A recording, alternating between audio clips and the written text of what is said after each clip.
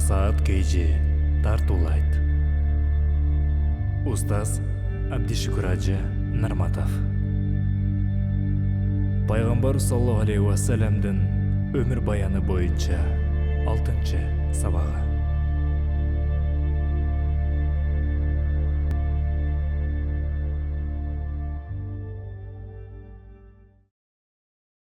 رب العالمين والصلاة والسلام على أشرف المرسلين سيدنا محمد وعلى آله وصحبه أجمعين ثم بعد السلام عليكم ورحمة الله وبركاته. Пайғамбарымыз саллаллаху алейхи уассаламдан bir hadisті ұғудан мұрда Пайғамбарымыз саллаллаху алейхи уассаламға bir салават. Урматты мұсылман бір туған өткен жұма сабағымызда Пайғамбарымыз саллаллаху алейхи уассалам пайғамбар болып жөнөтілбестен мұрда пайғамбардың өскен чөлкөмі, өскен жері, чөйресі қандай еле деген темада ошон эле уландысы. Пайғамбарымыз саллаллаху алейхи уассалам өзінің сахих хадисінде имам Бухари өзінің китебінде чыгарган хадисте мындай дейт: "Ман асбаха минкум аминан фи сирбихи муафиян фи жасадихи индаху қуту яумихи فكأنما حيزت له الدنيا بحذافيرها من أصبح منكم آمنا في سربه." Сілердің кімде-кім ерте менен ұйқыдан тұрған кезде үйінде аманчылық болса, муафиян фи жасадихи, ден соолығы чың болса, ва индаху қута яумихи, ал адамдың бір күндік оқаты болса, فَكَأَنَّمَا حِيزَتْ لَهُ الدُّنْيَا, ал адамға дүниеде бар нәрсе берілген сияқты бақтылу дейді. Ерте менен ұйқыдан тұрсаңыз, үйіңізде тыныштық, еліңізде тыныштық, ден соолығыңыз чың, бір күндік ауқатыңыз болса, сізге Аллах Таала дүниені жана дүниеде бар нәрсені тартулаған сияқты ең бақтылу адам екенсіз. Бірақ урматтуу мусулман бир туган, аминан, аман болуу деген сөз, ай анта махин ва таш'ур аннака тахта риаятилlah. Эрте менен турганда сиз Аллахтын рахматыдасыз. Аллах Тааланын кароондасыз. Аллахтын кепилдигиндесиз. Аллах Тааланын разылыгындасыз. Аллах разы болгон иштерди аткарасыз. Аллахтын коргоосундасыз. Аллахтын кубат берүүдөсүз. Аллахның игілігі менен Құдайыма шүкір үйіңізде, ішіңізде игілік бар. Аллах сізге әрбір нәрседе жардам береді. وَلَوْ كَانَ اللَّهُ مَعَكَ وَمَنْ يَكُنْ عَلَيْكَ. Егер Аллах сенімен болса, кім саға дұшман бола алады? وَلَوْ كَانَ اللَّهُ عَلَيْكَ وَمَنْ يَكُنْ مَعَكَ. Егер Аллах саға дұшман болса, андан кім сені қорғай алады? Ең бақтылу, ең күштүү, ең аманчыл болған адам, амандықты Аллах менен болған адам. Урматтуу мусулман бир туган, Аллах сен менен болуу үчүн не кылышың керек? Кур'ан-ы Каримге аяттарга карачы, Аллах ким менен? Аллах Кур'ан-ы Каримде Бакара сүресинин 194-чы аят: "Анналлаха ма'ал муттақин." Албетте Аллах тақвадар бендилер менен. Аллах ким менен экен? Бірақ урматтуу мусулман бир туган, тақва деген сенин келбетиңе, жупуну кийимиңе карабайт. Пайгамбарыбыз саллаллаху алейхи ат-тақва хахуна, тақва бул жерде деп өзүнүн көкүрөгүнө, жүрөгүнө ишарат кылат. Пайгамбарыбыз саллаллаху алейхи вассаламдын күйөө баласы Хазрети Алиден мат-тақва десе, тақва эмне десе, хия хауф минал жалил, тақва Аллах Тааладан улуу, Кудайдан коркуу. Вал амалу бит-танзил, Аллах түшүргөн шариат Куранга амал кылуу. Вар рида бил қалил, Аллах берген аз нерсе болса да разы болуу. Вал исти'даду ли яумир рахил, көчө турган күнгө, акыретке даярдануу, ушул тақва дейт. Хазрети Умар Убай ибн Кааб деген сахабадан тақва эмне десе, сахаба айтат: "Я амирил муъминин, тақваны сиз менден сурайсызбы?" дейт.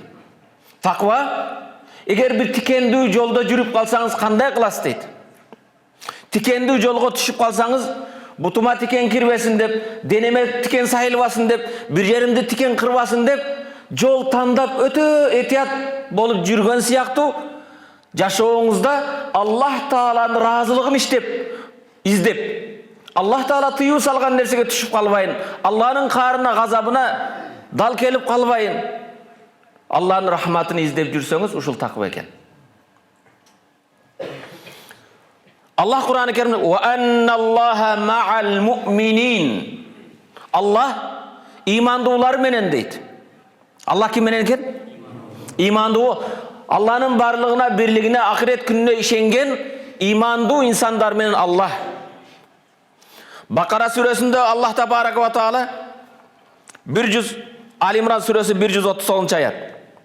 «Ва ла тахину ва ла тахзану ва антумул а'лауна ин кунтум му'минин».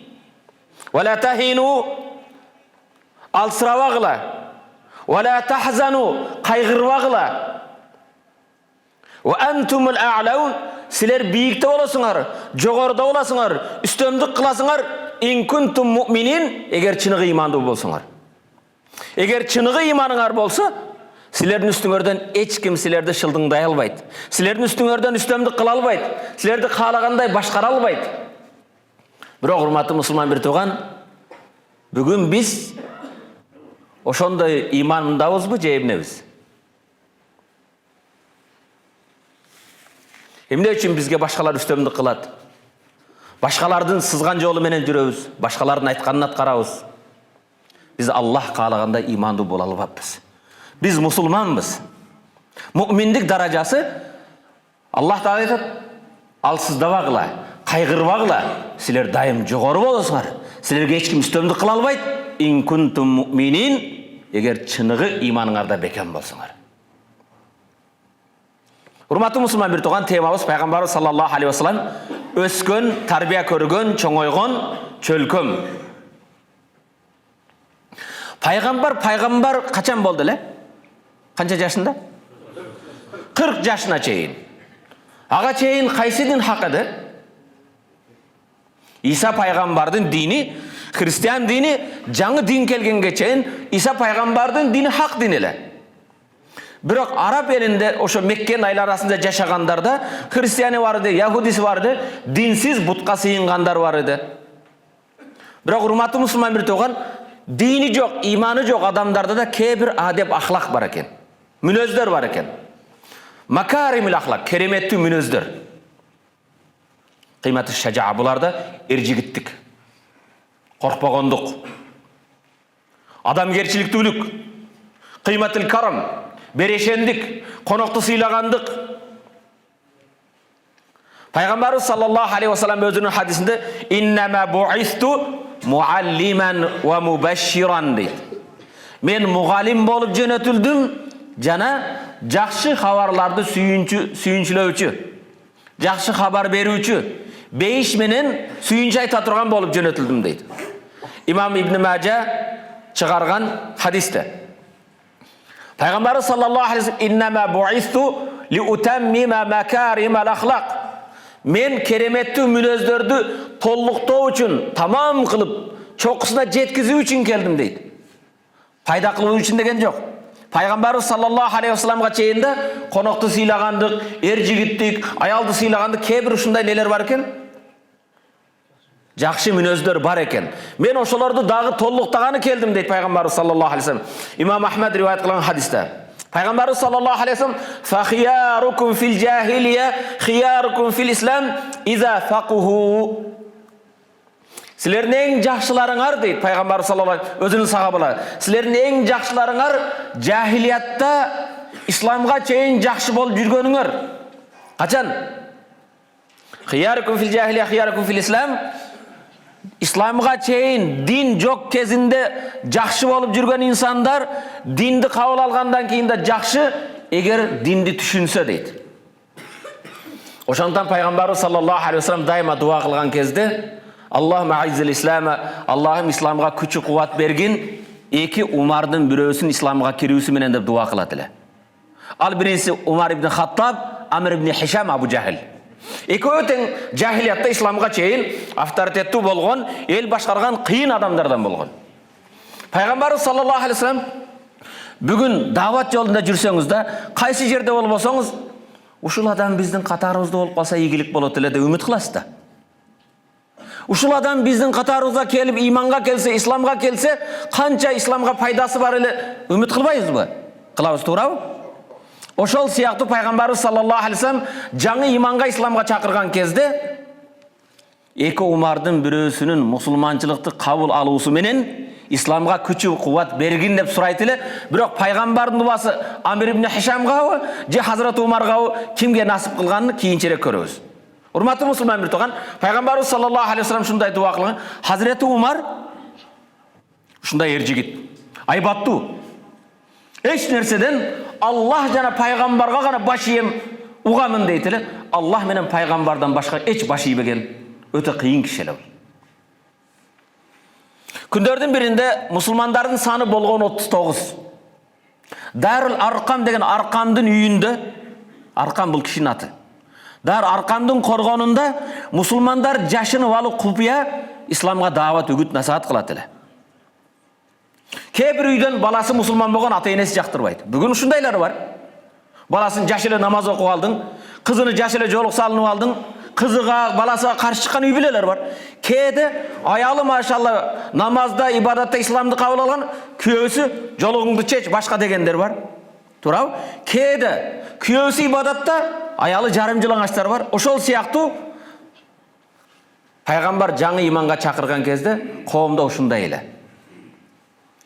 Пайгамбарыбыз саллаллаху алейхи вассалам меккеликтерди иманга, исламга чакырып жаткан кезде Хазрети Умар ал кезде жахилиятта мындай дейт. Бу элди бөлгөн Мухаммадты өлтүрүп тынчытпасам болбой калды дейт. Кылычын көтөрүп пайгамбарыбыз саллаллаху алейхи вассаламды тынчытайын, мойнуну үзүп салайын деп кылычын көтөрүп келатат. Жолда келе жаткан кезде бир мусулман, бир туган жолугат да, Умар, эмне болду мындай баратасың дейт. Ата менен баланы, күйөө менен аялды, элди экиге бөлүп жаңы динге чакырган Мухаммадты мен тынчытпасам болбой калды дейт. Сен Мухаммадка койгунда, сенин өзүңдүн бир туган карындашың Фатима жана анын күйөөсү мусулман болгон, андан кабар албайсыңбы дейт. Максат пайгамбардын жолудан аны буруш эле. Карындашынын үйүнө чуркап келсе, карындашы менен күйөө боласын, бир мусулман келип жаңы түшкөн аяттардан Куранды окуп үйрөтүп жатат. Таха сүрөсүдөн. Ачууланып киргенче келип туруп, карындашыны бир чабат, денесинен бир канагат, күйөө боласына кол көтөрөт, сабак берип жаткан байкуш сахаба жашынып калат. Бирок мусулманчылык бир туган Хазрети пайгамбарыбыз саллаллаху алейхи вассалам дуасынын берекеси менен карындашынын канын көргөн кезде, кел колуңдагыны берчи мен окуйын дейт. Имандагы бекем карындаш, сага бул берилбейт дейт. Тактайга жазылган Куран. Сен нажасатсың дейт. Сен жууңгун, даарат алгын, андан кийин сага берем. Муну ар ким окуй турган нерсе эмес дейт. Худал лил муттакин, бул таквадар инсандарды туура багытка баштай турган китеп. Бул жөнөкөй сен окуй турган кат эмес бул дейт. Сыртка чыгып дааратын алып келет да, алган кезде Куранды алып Таха сүрөсүнүн башына окуп кой. Кереметтүү Куран-ы Каримди тактайга жазылган сүрөнүн башынан бир эки аят окуйт. Бирок негизинде бул пайгамбарыбыз саллаллаху алейхи вассаламдын Аллахым эки Умардын бирөөсүнүн исламды кабыл алуусу менен исламга күчү кубат бергин деп дуа кылган береке эле. Хазрети Умар карындашына Фатима күйөө баласынын үйүнө келген кезде Таха сүрөсү окучу. أعوذ بالله من الشيطان الرجيم بسم الله الرحمن الرحيم طه ما أنزلنا عليك القرآن لتشقى إلا تذكرة لمن يخشى تنزيلا ممن خلق الأرض والسماوات العلى صدق الله العظيم. خيرا. طه ما أنزلنا القرآن لتشقى. Biz Kur'an'da seni baktısız bolsun deyip düşürgen jokpuz. бактысыздык үчүн эмес, балким бактылуулук үчүн түшүрдүк. Ма анзалнал Кур'ана Кейін тазкирatan. Асман жерди жараткан Алладан түшкөн китеп бул. Жок, бул жанагы аятты окусун. Башында. Таха ма анзалнал Кур'ана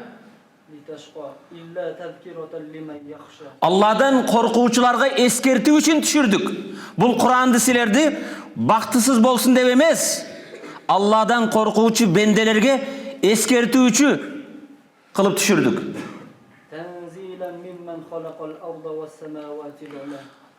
Бийик асманды жана жерди жараткан Алладан түшкөн бул китеп. Эми урматтуу мусулман бир тууган, бул аятты өзүнүн тилинде окуган Hazreti Umar'dın жүрөгү жибиди. Sen бактысыз болуп жүрө бербегин. Аяттарды окугандан кийин Muhammed sallallahu aleyhi ve sellem kayakta деп пайгамбарды сурады. Пайгамбарыбыз sallallahu aleyhi ve sellem'дин Дарыл Аркамда экенин айткан кезде Дарыл Аркамдын үйүнү көздөй жөнөдү.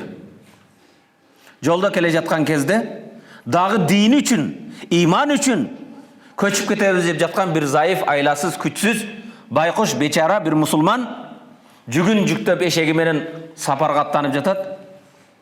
Чоо бир жүгүнү алып келгени күйөөсү ичкери кирип кеткен, сыртта эшекти кармап ким турат? Аялы турат. Аялды карайттан, жолбосун дейт. Куржунду асып калыпсыңар эшекке дейт. Раббыбыз бир десек, жалгыз Кудайга сыйынабыз десек, бизди заладыңар, кыйнадыңар. Дин үчүн кыйналып кеттик. Динибиз үчүн, Аллах үчүн, пайгамбар үчүн биз өзүбүздүн жерибизди таштап көчүп кетип атабыз дейт. Hazreti Umar карап туруп, "Сахибакумуллах." Кудай Таала жолуңарда жолдоочу болсун, силерге Кудай өзү колдосун дейт.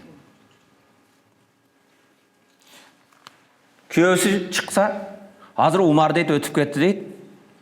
Биз дин үчүн хижрат кылып жатабыз десек, жараткан өзү силерге жар болсун деп айтты десе, күйөөсү карап туруп, "Сен дейт Мухаммед бу Умардын мусулман болушуна үмүт кыласыңбы?" дейт. Умардын бир аз жүрөгү жумшап калыптыр дейт. Күйөөсү аялына айтат, "Валлахи Аллага касам ичем, менин манабы эшегим мусулман болсо да Умар мусулман болбойт" дейт. Себеп Hazreti Umar ошондой эмейле. Бирок Аллах Тааланын дуасы менен Пайгамбарыбыз саллаллаху алейхи ва саллям сабак өтүп жаткан келди Дарыл Аркамга. Мунун кадам коюп басканы да өзгөчө эле. Келе жаткан кезде такылдап келе жаткандан Умар экенин билишет эле. 39 сахаба пайгамбар менен титиреп калышат коркуп. Ким? Умар келатат дейт. Hazreti Hamza, "Ya Rasulullah, жакшылыкка келсе сиз барсыз, жамандыкка келсе мен бармын" дейт. Эшикти ачкыла дейт пайгамбарыбыз. Эшик такылдатканда өзгөчө мунун. Сахабалар көп коркуп турат, Hazreti Umar кирет. Кирген кезде эле Hazreti Hamza Hazreti Umardын колун кайрып, артынан кармайт да, "Дагы эмне максатта келдиң" дейт. Пайгамбарыбыз бошоткун келсин дейт. Hazreti Hamza Hazreti Umарды коюп жүргөн кезде пайгамбардын жанына келет. Пайгамбарыбыз саллаллаху алейхи ва саллям ушундай отурган жерден Hazreti Umardын жакасынан кармап, ордунан турбайт. Ылдыйга тартат. "Сенде акылдуу адамдын иманга келе турган кези келген жокпу" дейт. "Качанга чешимде адашып жүрөсүң?" Жерге казык каккандай дуп деп түшөт. Отургандан кийин "Ашхаду ан ла илаха иллаллах ва аннака Мухаммадан абдуху ва расулуху." Күбөлүк берем Аллах жалгыз, жана күбөлүк берем я Мухаммад, сен Алланын хак пайгамбарысына иманга кел. Урматтуу мусулман бир тууган, пайгамбарыбыз саллаллаху алейхи ва саллям эмне үчүн Hazreti Умарды жакасынан тартып отургузду? Жерге казык каккандай жыгытты. Ордунан турган жок. Себеп ал келген кезде сахабалар коркуп калган эле. Жүрөктөрү да титиреп калган эле. Сахабаларга күчтүүдөн да күчтүү бар, коркпогула дегендей буларга бир моралдык жактан, маанавият жактан аларга бир эме берди.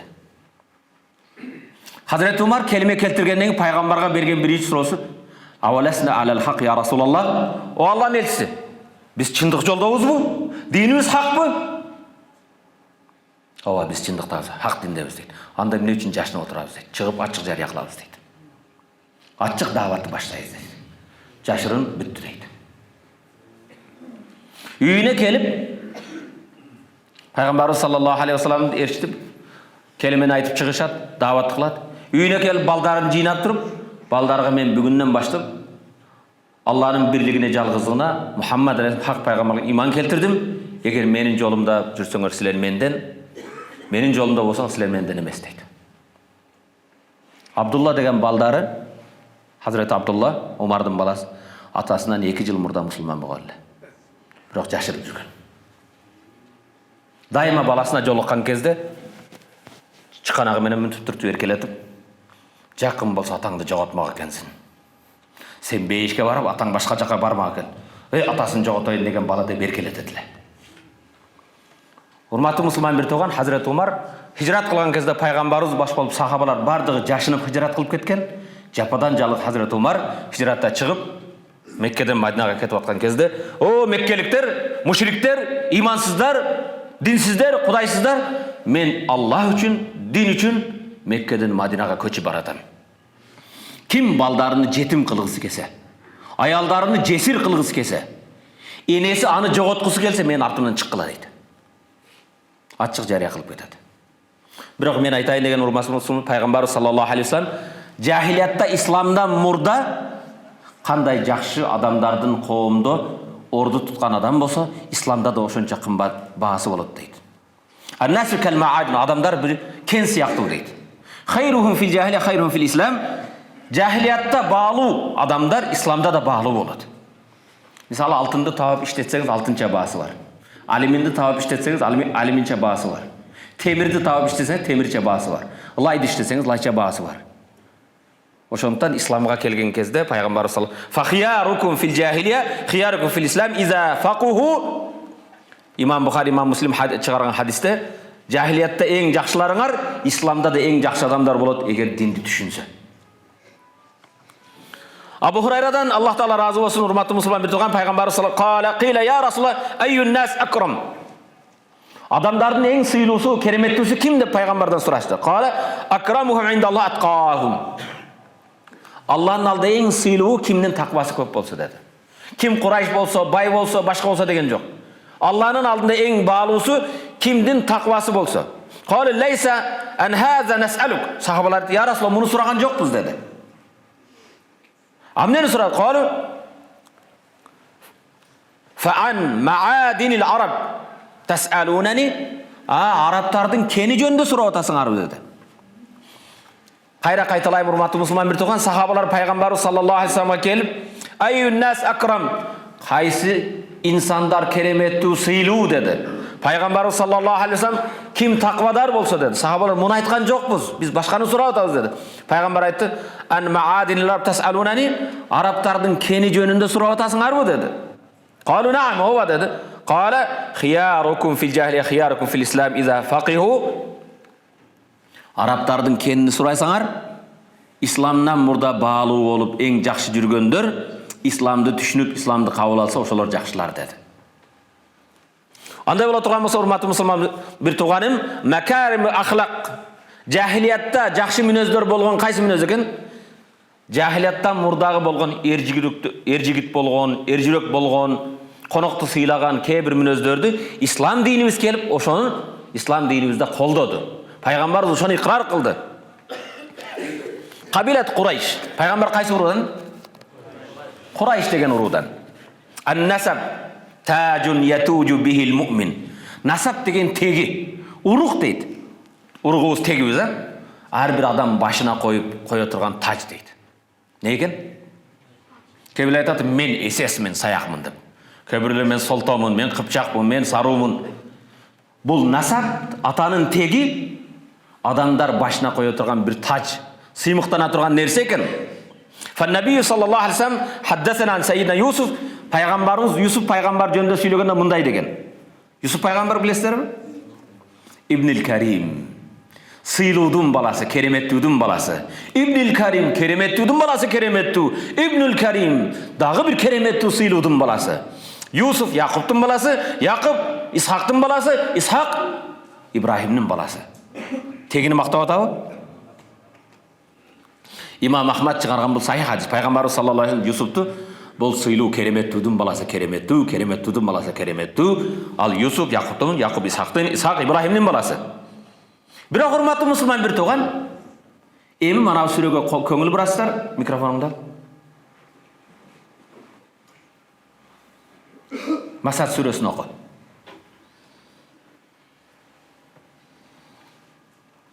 Масад сүресі. Бұл да бетте ошол Құрайш қайсы ұрудан екен пайғамбарымыз? Тегіміз, ұрығыз не екен? Башыңызға қоя тұрған, сыймықтан тұрған тажыңыз екен. Оқыңызшы. أعوذ بالله من الشيطان الرجيم بسم الله الرحمن الرحيم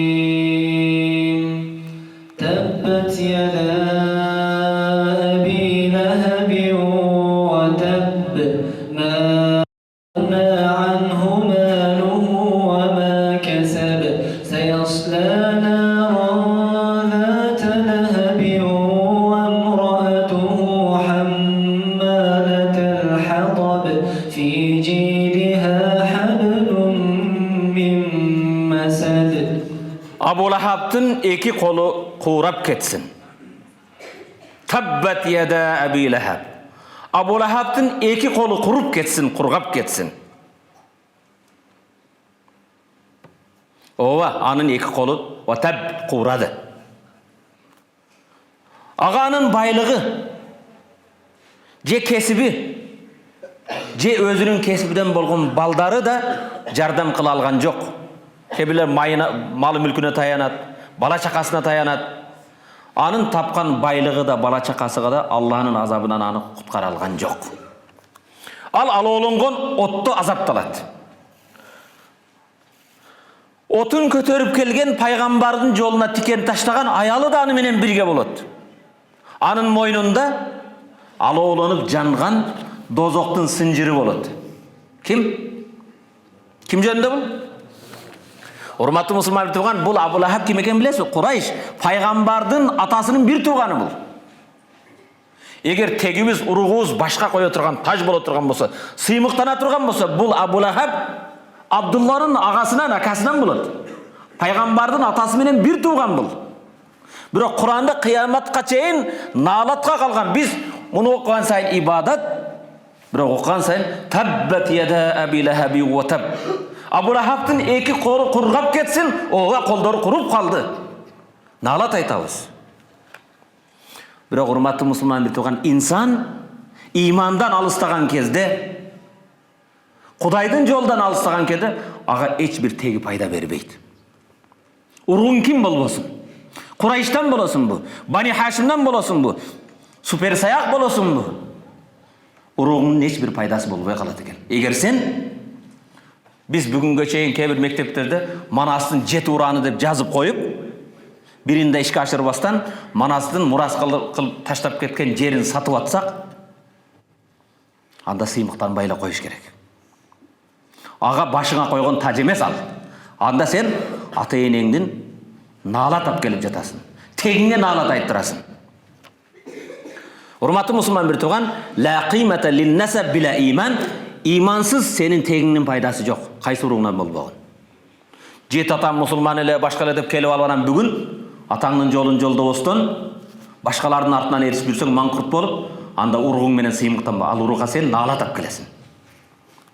Пайғамбарымыз саллаллаху алейхи ва саллям өзінің көзінің қарегі болған Фатима қызыға мындай дейді. Пайғамбарға бір салават. Я Фатимату бинти Мухаммадин. Мұхаммадтың қызы Фатима дейді. Кім айтып атады бұны? Өзінің қызы.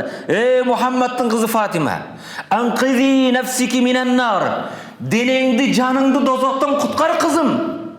Фа инни ла амлику лака дарра ва ла нафа. Мен саға жақсылық та қыла албаймын, жамандық та қыла албаймын.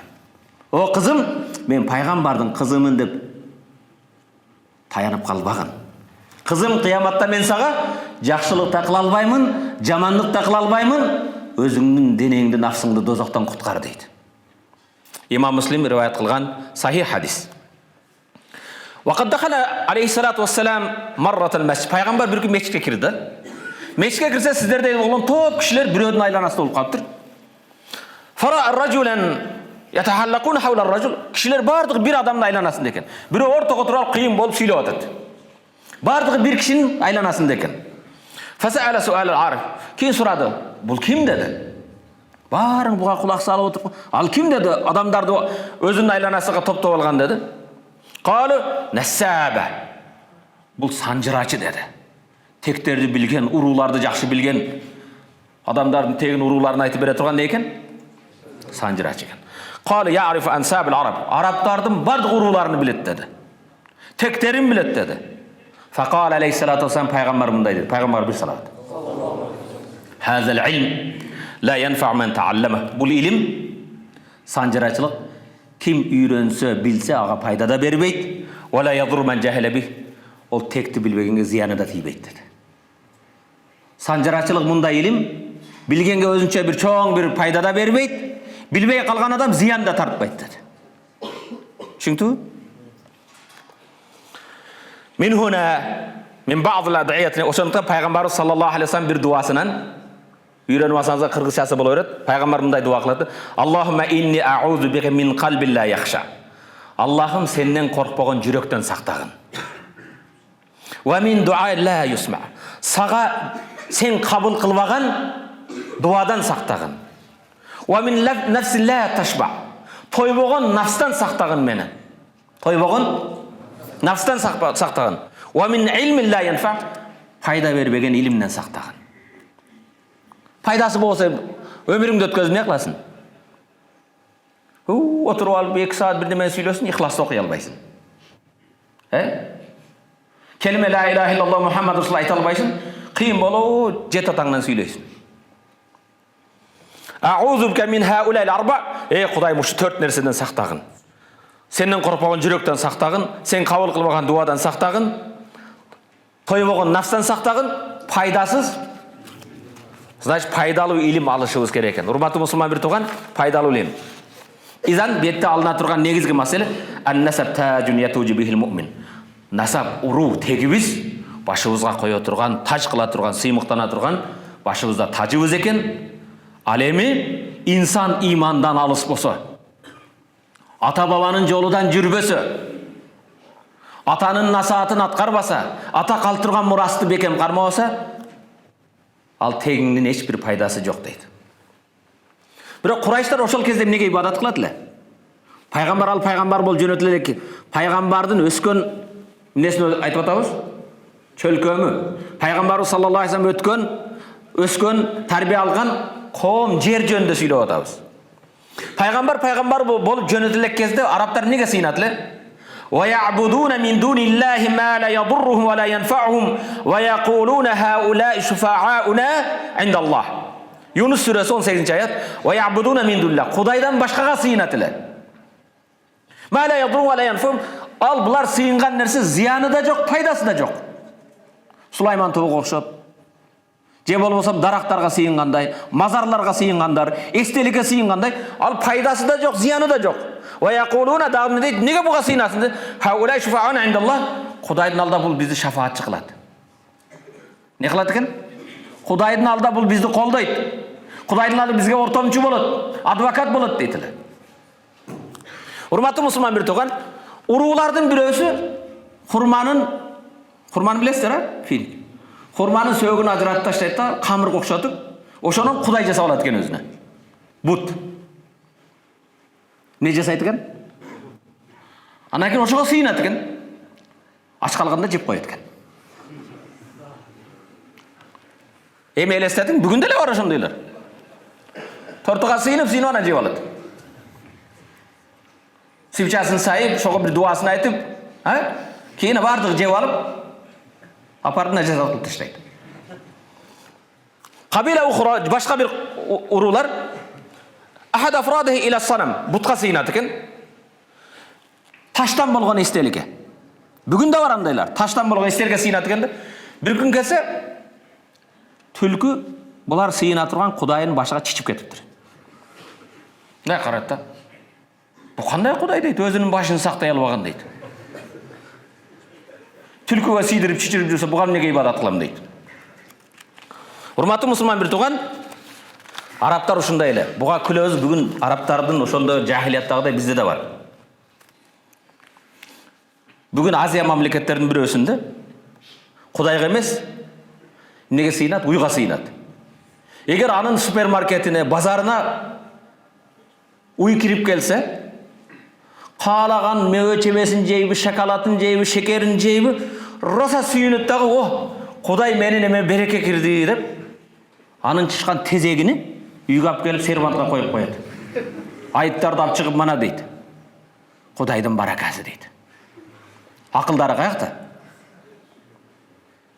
Сыйынган Кудайыбыздын неси дейт?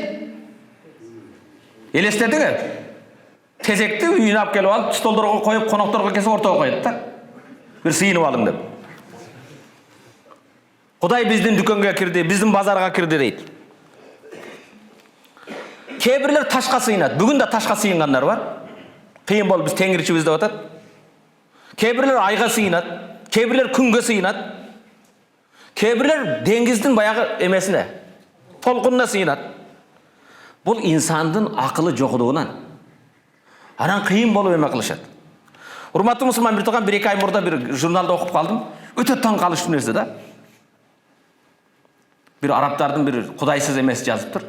Айтат, Курайштардын кудайы дейт демократ болгон дейт. Не дейт? Курайштардын кудайы демократ болгон дейт. Ар кимиси башка-башкага сыйынса эме кылган эмес дейт. Мухаммадтын кудайы дейт диктатор дейт. Жалгыз өзүгө сыйынууга чакырат дейт. Булардын акылы каякта десеңиз? Бүгүн да биздегилер, өткөндө бир жума баянында айттым. Бир теңирчи айтып атат да.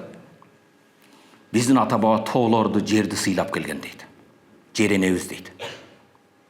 Мен дейт, жаш кезимде көрүп калдым дейт, биздин аталарыбыз дейт, дарат сындырган кезде дейт, чөнтөгүдөн максин чыгарып алып дейт, ошо жерди мындай жумшатып эме кылып, ошого сыйынап эле эмне кылат эле билбейм, анан кийин дарат тушатат эле дейт.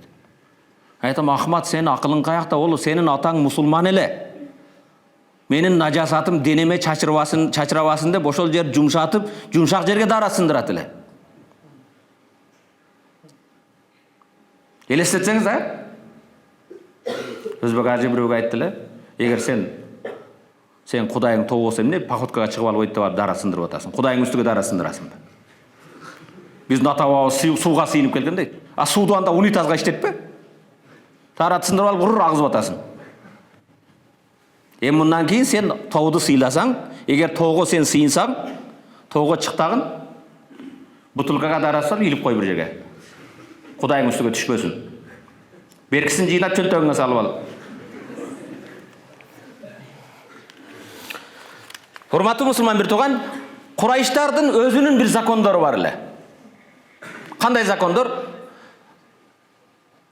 Аллах Таалалар жөнүндө Нахл сүрөсүнүн 116-аятында айтат: "Ва тaqulu lima tasifu alsinatukum al-kadhiba hadha halalun wa hadha haramun litaftaru 'ala Allahi al-kadhiba wa la taqulu lima tasifu alsinatukum."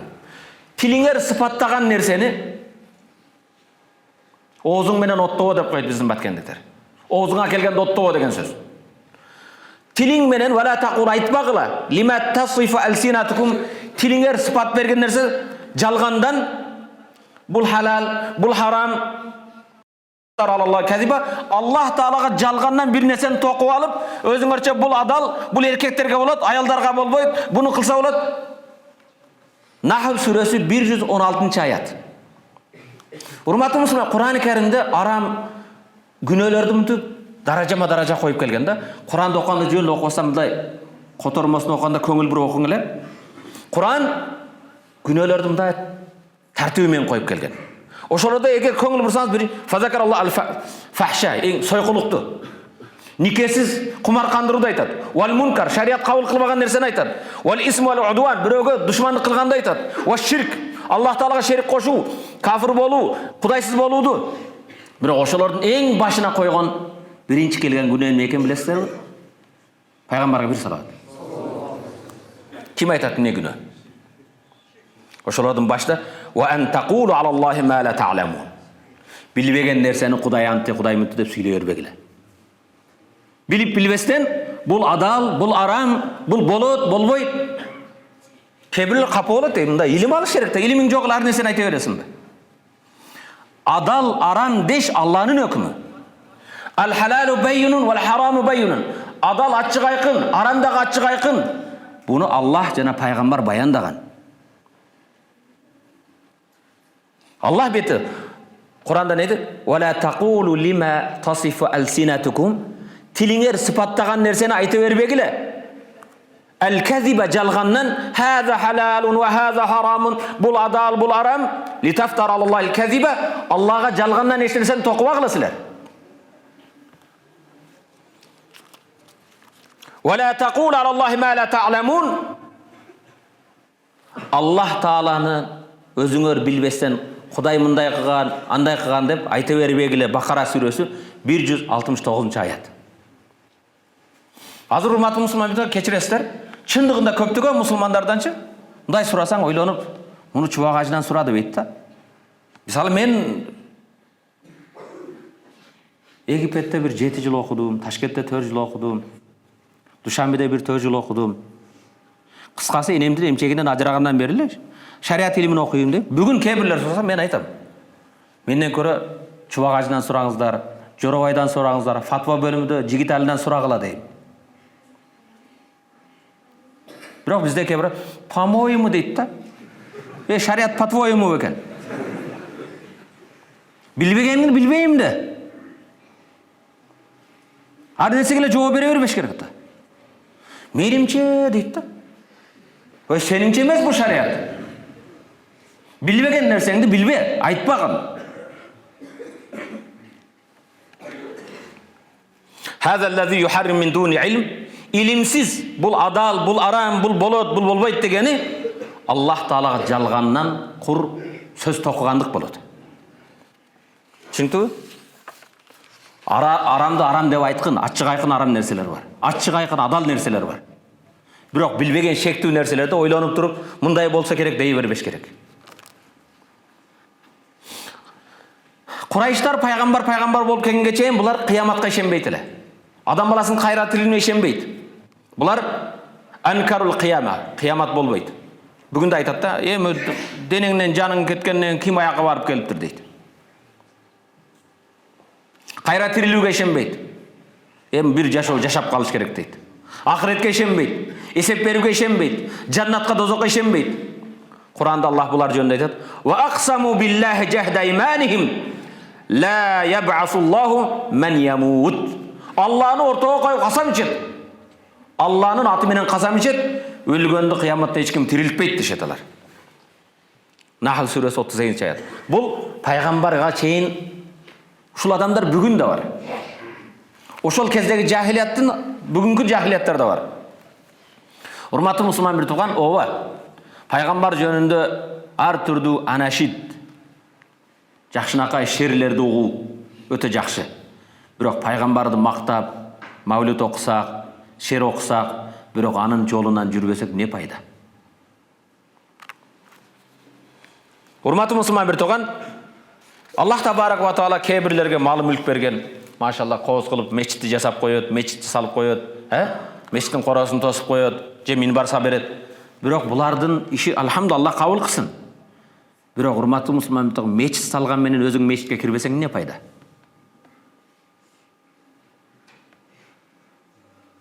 Өзүң Куранды бастырып таркасаң, Куран окубасаң не пайда? Ислам толук дин. Кээ бирлер айтат: "О, ислам дини жүдө жакшы" дейт. Дамла дейт, намаз өтө жакшы, жума намаз жакшы дейт. Шу мага раса жагаты дейт, шу аялдар жолук сал деген ончо эмес да дейт. Сен исламды же толук аласың, же эч албайсың. Ислам сенин арабча мазаж дейт, сенин характериңе, сенин калооңа жараша дин эмес ал. Урматтуу мусулман бир тууганым,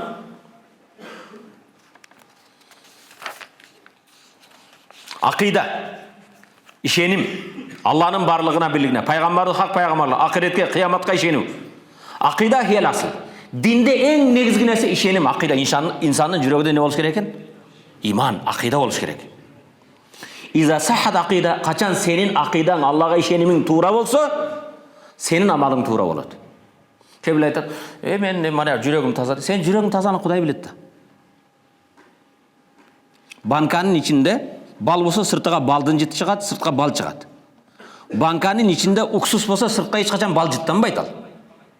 Главный бияқ таза болсын дейді. Сен ояғыңды кім біледі? Сені сыртыңа қарап біз өкім береміз. Вайын фасада ақида фасада амалу. Егер анын ишеними бұзық болса, анын жасаған işi андан бетер бұзық. Dinimizde en korkunçtu, en көңіл бұла тұрған несі бұл ақида, ишенім. Урматы мұсылман бір тұрған, тараза бұзық болуысы мүмкін. Өлчөй тұрған тараза бұзық болуысы мүмкін, өлчем бұзық болуысы мүмкін. Өлчөнгөн килаға тартылған нәрсел бұзық болса, аныңда болады. Бірақ таразаң бұзық болса, аныңда шықы кей. Турау? Ошондуктан биринчи акыйдаң, Аллага болгон ишенимиң түз болуш керек, урматтуу мусулман бирдиган. Кайра көңүл буруңуз. Я Фатима бинту Мухаммад. Мухаммаддын кызы Фатима. Я Аббас амми Расулилла. О, пайгамбардын агасы, атасынын бир тууган Аббас. Анқиза нафсайкума. Нафсыңарды куткаргыла минан нар дозоктон. Ана ла агна анкума мин Аллахи шай'a. Мен екеуіңді қияматта еш нәрсе қыла албаймын. Бұл атамның бір туған елі, бұл менің қызым елі деп жардам бере албаймын. Ла яътини нас би амалихим. Қияматта адамдар намаз мен, ораза менен, амалы менен келбесин. Ва та'туни би ансабикум. Силер келіп ал, насабыңар мен тегіңер мен келбегілі. Адамдар қияматта мана оразам, мана таухид иманым, мана хажым, мана зекетім деп келсе, сен екеуің мен пайғамбардың қызымын, пайғамбардың атасын бір туғанымын деп келбегілі дейді қияматта. Қаулы салла пайғамбар, وَمَنْ بَطَّعَ بِهِ عَمَلُهُ. Кімдің амалы жоқ болса, لَمْ يُسْرَعْ بِهِ نَسَبُهُ. Анын насабы, теги, ұрығы еш нәрсе пайда бербейді дейді. Сен амалың жоқ болса, тегің немне пайдасы бар анда? Урматы мұсылман бір туғаным, имам Бухари, имам Муслим шығарған хадис, көңіл бұрыңыз. Біз анан қиын болып, біздің ата тегіміз андайлы. Азыр, мұндай чындықта, көбінше кімменен әлі сөйлесем, ұшы қырғыздары біздің мекендеште. Кімменен сөйлесең әлі, Құда рахматы менің тайтам андай екен да. Менің чоң атам суды атқа қайтарып берген дуа қылчы екен. Біздің үшінші атауыз ажыға жөө барып келген екен. Ата тегін айты береді, өзі де бір бисмилля жоқ та. Ошоның перзенті болсаң, ошоның чевресі болсаң, ошоның невресі болсаң, анан бұтқа сыйынғанды қайықтан таптың, отқа сыйынғанды қайдан таптың? Же ушундай эмес ба? Отурсаң эле ар кимисинен чыгат да. Мындай эле сүйлөшүп келсең, молдолор менен отурса эле баштап калат. Рахматуллы дейт, биздин дейт, тайнебиздин атасы андай экен. Анда сенчи? Тайнең жөө ажыга барса сага пайдасы барбы? Бирок урматтуу мусулман бирдига, ал-илму хайру минал мал. Илим, мана илимге келүү, мана иншалла бир жарым саат, 1 саат илим отуруу, бул өтө чоң маселе. Силерге бир мисал берейин. Bir taksi айтат. Такси менен келесем дейт, bir сулуу келбети келишкен аял колто көтөрүп калды дейт. Токтодум дейт. Отуруң десем дейт, кайда десем дейт, сиз кайда айдасаңыз ошол жака дейт. Ол жерген дедим дейт. Сиз каалаган жака айдай бересиз дейт. Рол сизде дейт. Bir жерге бардым дейт. Шайтан азгыры менен арам иш кылдым дейт. Баштыгын ачып туруп, колума бир канча акча берди дейт. Ол жөнүндө ол жоз экен дедим дейт. Бир канча доллар бериптир. Келип, каалаган жерге таштап коюп келип, акчаны санадым дейт. Карасам, баягы конверттин ичиге жазып коюптур. Кош келдиң, спидке чалыккан вирус көтөрүп жүргөндөрдүн катарына деп. Биздин катарыбызга кош келдиң деп. Ошо оору менен чалыккан экен. Ыйлаганча, эмне кыларымды билбестен, эми дарыланам башка кылам дедим да, эртеси акчаны алып барып, майдалатып сом кылып алайын десем, ал фальшивый эме экен дейт. Андан кармалдым дейт. Егер ошондой адамдар илимге келсе, токтоткондон кийин каяка айдасаң айдай бер десе, инни ахафуллах, мен Кудайдан коркомун дейт. Рол менде каалаган жака айдайм дебейт. Фальшивый долларды албайт. Урматтуу мусулман бир таган өмүрүбүздү керексиз нерсе менен өткөзө бербестен илим алууга аракет кылалы. Инни ахафуллах раббал аламин. Аламды жараткан Кудайдан мен коркомун. Bir formula айтып коеюн, урматтуу мусулман бир тууган. Формула баягы алгебрадан, физикадан, химиядан бир мен маселени чыгарып формула бар, Бул формуланы билип коюңуздар. Ма мин мусибатин ала вajhil ard. Жер бетинде кандай бале болбосун, кандай кырсык болбосун, кандай оору болбосун, адам баласына жеткен, адам баласына зыян берген жер бетинде кандай кесепет болбосун, бул кыяматка чейин да ошондой болот. Илля би сабаби хуруж ан манхажилла, Аллахнын диниден алыстагандыктан болот. Башыбызга келген балелердин баары, кырсыктардын бардыгы Аллах Таала көрсөткөн жолдон, шарияттан алыстагандыктан башыбызга бале келет. Ал эми бале эмнеден болот? Аллахнын жолдон чыгасыз.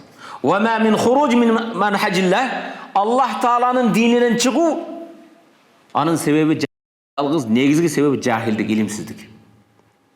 Билбегендик, надандык, билимсиздик. Вал жахл а'да инсан, инсандын эң каттуу душманы, сенин эң жаман душманың кошунаң эмес. Эң жаман душманың сенин жахилдигиң, илимсиздигиң, билимсиздигиң. Кээде жахил адам, илимсиз адам душманы эч нерсе кыла албагандан көрө өзүгө душман кыла албаган зыянды өзү алып келип алат. Урматтуу мусулман, ошондуктан сиз Кудайым буйрса, агар шемби күндөрү, башка күндөрү сабакка келип турсаңыз, биринчиден иманыңызды күчөйтөсүз. Бактылуу болосуз, эки дүйнөдө, бул акыретте жана бул дүйнөдө. Бирок урматтуу мусулман бир тууган, Курайштардын ахлакы, алардын адаты. Факану яшрабун ал-хамр. Жакшы адаттары бар эле, бирок аракты ичет эле булар. Чексиз.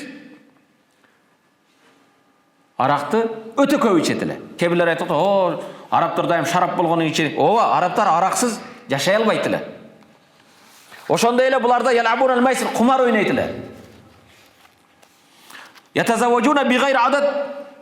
Чеги жок, 10, 15 канча кааласа үйлөнө берет эле. Чеги жок эле, каалаганда үйлөнөт эле. Үйлөнүп эшик ачык эле да. 4төн кийин болбойт, 3 менен болот деген маселе жок да буларда. Мүмкүнчүлүк болсо 10ды да, 20ды да, 100ды да ала берет эле. Бирин бири өлтүрөт эле, арзыбаган нерсе үчүн. Кыздар төрөлгөн кезде намыс кылып кыздарды тирүүлөй көмүп салат эле булар. Куранда Аллах Таала булар жөнүндө дейт: "Ва изал мауудату суилат би айи замбин кутилат." Кыяматта көмүлгөн кыздар туруп атасына айтат: "Мени кайсы күнөөмө көмдүң эле?" дейт. Бүгүн да ошондойлор бар. Кыз төрөлсө да жер карап, досторума кантип айтамын, башкалардын алдында кантип баш көтөрөм деп. Өзүң бир кумурсканы жашай аласың? Алланын бергенине шүгүр кылыш керек да. Аялы неме коет ей? Аял байкуштун не күнөөсү бар? Бүгүн динибизде да жахилияттан экен, кыз төрөлгөн кезде намыс кылып, жүзү карарып, кантип элдин арасында баш көтөрөм дейт эле. Ошондой тирүү кыздарды тирүүлөй көмүп коет эле. Эми бүгүнкү заманыбызга келсек, ооба кыздарды көмүп койгон жок. Кыздарды ачып жылаңач кылып көчөгө чыгарып берди. Ал байкуш көмүлгөн кыз, ал күнөөсү жок, кыяматта тирилет ал. Балагатка жете эле күнөөсү жок ал. Ал жаннаты болот. Ал эми бүгүн жахилияттагы өмүрү. Кызы кандай чыгып атат, аялы кантип кийинип атат, эжеси кантип кийинип атат, карындашы кандай чыгып атат, иши жок. Эң арзан товар кылып элге реклама кылып койду. Арзан эт. Ал кыздар өзү бузулду, башкаларды бузду. Адашты, башкаларды адаштырды. Бул кыздар намазы жок, атын өчкөр аракка кул болгон, кумарга кул болгон, көчөдө башка бузуклук кылган кыздар кыяматта келет дагы, ey Rabbim, мен дозаққа кірмеймін. Манау атам кірмейінше дейді. Бұл мені тәрбие қылған жоқ дейді. Атаның мойнына асылады. Мен кірсем, ол менен бірге кіремін дейді. Бұл мені ай деген жоқ, ой деген жоқ. Маға уят намысты үйреткен жоқ. Rabbim маға ақырет жөнінде бұл үйреткен жоқ деп. Қыздарыбыз мойнымыздағы біздің аманат. Балдарыбыз біздің мойнымыздағы аманат. 14 қылым мұрдағы жахилдер эмне кылды, бүгүнкү биз эмне кылып атабыз. Урматтуу мусулман бир туган, Асма бинти Язид Ансари. Аты ким? Асма Язидтин кызы Ансари, Мадиналык аял. Аннаха атат Наби саллаллаху алейхи ва саллам ва хува байна асхаби. Пайгамбар сахабалар менен отурса, Асма бинти Язид деген келди бир аял. Келди да мындай деди. Фақалат биаби анта ва умми я Расулаллах. Ата енем сизге курбандык болсун, о Аллахтын элчиси. Ана вафидатун ниса илейк. Мен аялдардын атынан өкүл болуп келдим сизге дейт. Ким? Асма пайгамбарга келип, Аллахтын элчиси, мен аялдардын атынан өкүл болуп келдим. Ва алам нафси лака алфида. Билгин, ва алам нафси лака фида. Билип коюң, сизге, сиздин жолуңузда динге жарымды курбандык кылууга даярмын.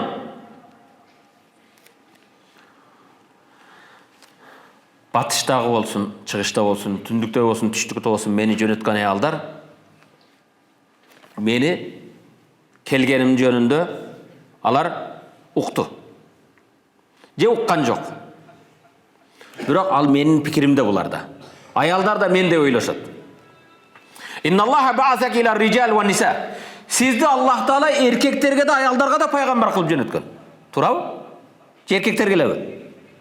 Сизди Аллах Таала erkek ayalga payg'ambar qilib jo'natgan. Fa amanna bik va bil huda allazi ba'asaka Allah bih. Sizga iymon keltirdik. Siz olib kelgan dinni hidoyatni qabul oldik. Va inna ma'sharan nisa muqassirat. Biroq biz ayollar erkeklerden az qalıp ketip o'tamiz. Bizning sovog'imiz az bo'lib qolib o'tadi. Qawaidu buyutakum. Biz uyda o'tirib qolib o'tamiz. Va maqdi shahwatikum. Sizlerden talabыңарды атқарып, құмарыңарды қандырып атабыз. Ва хамилат ауладикум, балдарыңарды тарбия қылып атабыз. Балдарыңарды көтеріп атабыз. Ва иннакум ма'шарар rijal, ал эми сиздер эркектер фуддилтум алейна бил жум'a. Бизден даражаңар жогору силер жума окуйсуздар деди. Жамаат болуп. Вал жамаат, 5 вакыт намазга жамаатка чыгасыңар. Ва иядатул марда, ооруларды хабар аласыздар. Ва шухудул жанайз, жаназага барасыңар. Вал хадж, ба'дал хадж, аждан кийин ажга барасыңар. Умрадан кийин умрага барасыңар. Ва афдал мин заликал жихад фи сабилилlah. Мындан да жакшырагы Аллахнын динин коргоп жихадка чыгасыңар. Ва иннар ражула минкум иза хаража хаджан. Силерден бир эркек ажга чыкса, ау му'тамиран же умрага чыкса, ау мурабитан же Аллах жолунда жихадка чыкса, Hafizna lakum amwalakum. Biz sizlerden malыңарды сактап отырабыз, балдарыңарды. Wa ghazzalna aswabakum, kiyimingерди тигебиз. Rabbayna lakum awladakum, балдарыңарды тарбия кылабыз аялдар. Fama nusharikukum fil ajri ya Rasulullah. Соопта силердей шерик бола албайбыз. Jihadda, umrada, hajda, başka-başkada. Faltafana Nabi sallallahu aleyhi ve ashabihi bi vajhi kullu. Peygamber yüzü menen bardıq sahabaga qaradı. Sahabalarga yüzü menen buruldu. Sümme qal: "Asami'tum maqalata imra'atin qad ahsana fi mas'alati an amri dinihi min hadhihi?" Din jönündө uşul ayaldan jakşıraak suragan, uşul ayaldın sözünden jakşıraak söz uqqansыңар bu dedi. Qalu wallahi ma zananna anna imra'atan tahtadi ila misli haza. Biz ayallar şunday akıllı olup şunday surodu berет деп ойлобойт элек dedi. Faltafata Nabi sallallahu aleyhi Peygamber жаңа ayalga qarap turup mınday dedi. Faqal: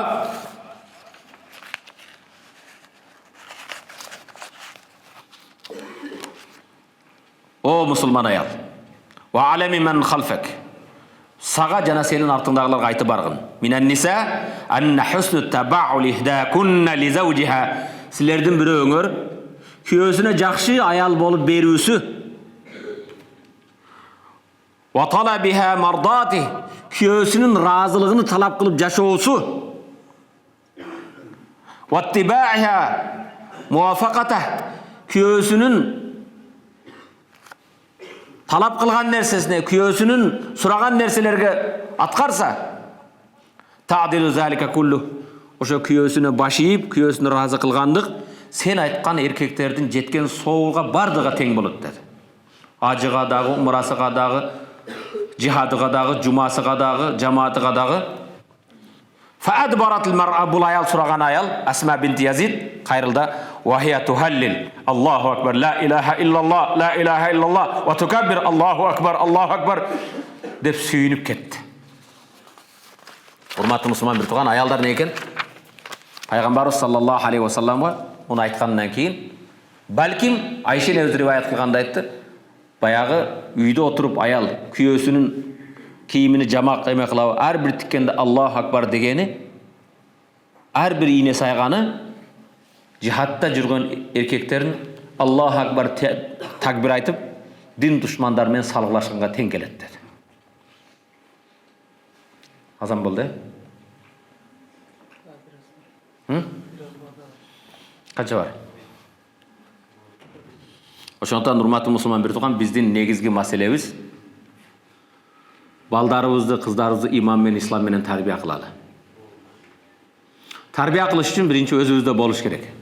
Өзүбүздө болбой туруп, башкаларга бере алабызбы?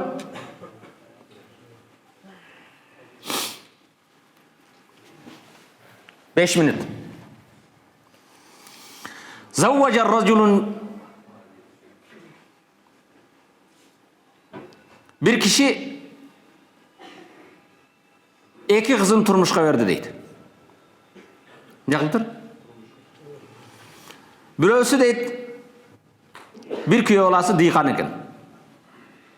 İkinci kızını bergeni kirpiç koyu işleydi eken. Ne kıladı eken? Kirpiç koyadı eken. Turmuşka bергенден кейін bir qancha vaqtdan keyin atası iki kızından xabar alayın deb keldi deydi. İki kızından ne keltir? Xabar algan keltir. Xabar alganı kelip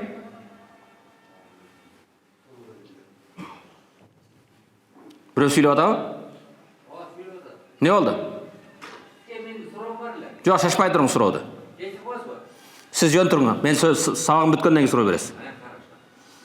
İki kızın turmuşka verip, birisi diykan eken, birisi kirpiç koyat eken. Kelip kızına soradı. Kandaysız dedi. Diykanın ayalı. Kudayıma şükür. Köyüm bireudun jerini arenda kaldı. Karız alıp, uruk alıp egin ektik.